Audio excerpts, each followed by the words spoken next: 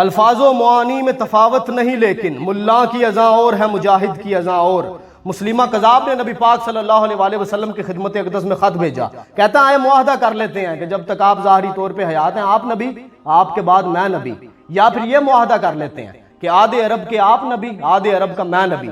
میرے آقا نے خط کا جواب لکھوایا کہ میں اللہ کا سچا رسول ہوں اور تو کذاب ہے۔ پھر اصحاب رسول سے پوچھا کہ یہ خط اس کے پاس لے کے کون جائے گا؟ یہ ڈیتھ مشن تھا۔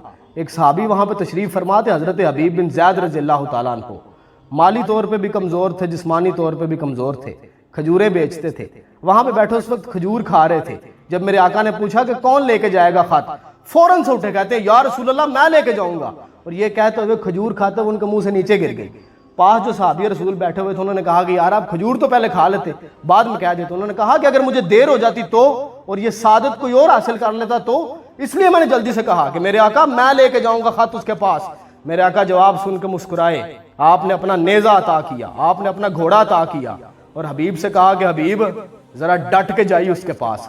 صحابی رسول کہتے ہیں کہ میرے آقا کا یہ فرمانا تھا کہ حبیب بن زید کے رنگ ڈھنگ بدل گئے، ایٹیٹیوڈ بدل گیا، مزاج بدل گیا، چال بدل گئی، ایسے جیسے کوئی جرنیل نکل رہا ہو، وہ ویسے نکلے وہاں سے۔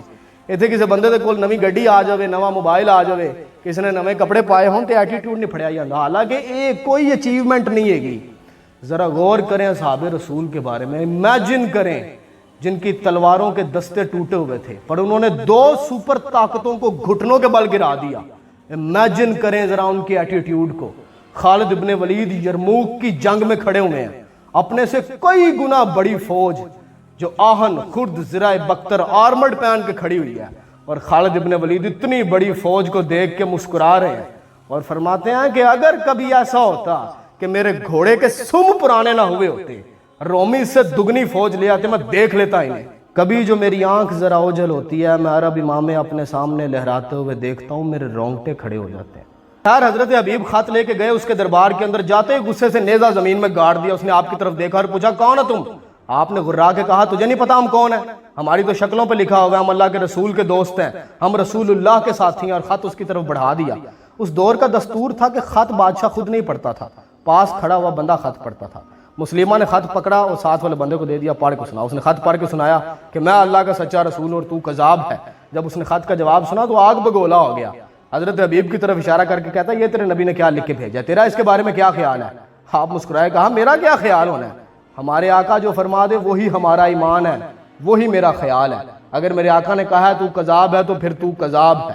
مزید اس کا غصہ ابھر کے آیا، اس نے کہا مڑ کے دیکھ، تجھے ڈر نہیں لگ رہا؟ تیرے پیچھے بندے کھڑے ہوئے ہیں، ننگی تلواریں لیے ہوئے ہیں۔ آپ نے فرمایا میرے 12 بچے ہیں، کچھ ایسے ہیں جنہوں نے ابھی دودھ پینا نہیں چھوڑا، کچھ ایسے ہیں جنہوں نے ابھی چلنا نہیں سیکھا۔ جب میرے آقا نے کہا تھا نا کہ تجھ تک خط کون لے کے آئے گا، میں نے کہا تھا میں لے کے آؤں گا، میں نے مڑ کے ان کی طرف نہیں دیکھا تھا، تو ان کی کیا اوقات ہے جن کو اب مڑ کے دیکھوں؟ جا جو ہوتا ہے کر لے، تو کذاب ہے۔ اگر میرے آقا نے کہہ دیا یہی میرا خیال ہے، اس نے تلوار سے وار کیا، حضرت حبیب کی ایک بازو تن سے جدا ہو گئی۔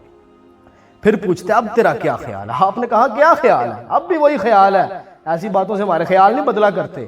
مزید غصے سے آگ بگولا ہو گیا، اس نے دوسرا بازو بھی آپ کا کاٹ دیا، تن سے جدا ہو گیا۔ کہتے ہیں اب تیرا کیا خیال ہے؟ آپ نے فرمایا کہ آزما رہے ہو ہمیں، بدر سے لے کے اب تک ہم آزمائے گئے ہیں، اپنے بڑوں سے پوچھ لینا۔ اللہ رب العزت کی ذات نے اپنے فضل سے ہمیں ثابت قدم رکھا ہے، گردن بھی کاٹ دو تو کوئی پرواہ نہیں۔ اس نے رسول اللہ صلی اللہ علیہ وسلم کے اس صحابی کی گردن کاٹ دی۔ ادھر رسول اللہ صلی اللہ علیہ وسلم کی بارگاہ اقدس میں صحاب بیٹھے ہوئے ہیں، آپ کی آنکھوں میں آنسو آ گئے اور پھر بڑی خوبصورت مسکراہٹ آئی۔ اصحاب رسول نے عرض کی یا رسول اللہ کیا ہوا؟ رسول اللہ صلی اللہ علیہ وسلم نے فرمایا کہ حبیب شہید ہو گیا، اور اللہ رب العزت کی ذات نے جنت کے سارے دروازے کھول دیے اس کے لیے۔ شہادت ہے مطلوب و مقصود و مومن، نہ مال غنیمت نہ کشور کشائی، دو نیم ان کی ٹھوکر پہ صحرا و دریا، سمٹ کے پہاڑ ان کی ہیبت سے رائی۔